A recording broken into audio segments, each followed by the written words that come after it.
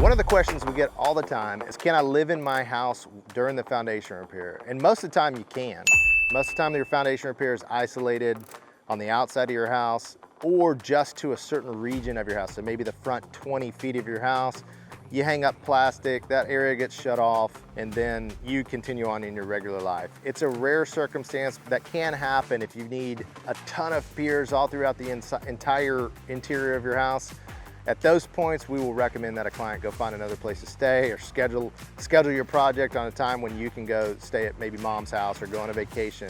So if you're concerned about how long your project's gonna take or whether or not you can live in your home, don't let living in your home be a major thing that you're concerned about. That would be a unique circumstance. You can always feel free to call Deep Rock Foundations. We can talk you through your project so there's no guesswork and you can understand for free how long your project's gonna take, all the expectations in the project so you're not surprised when it's finished.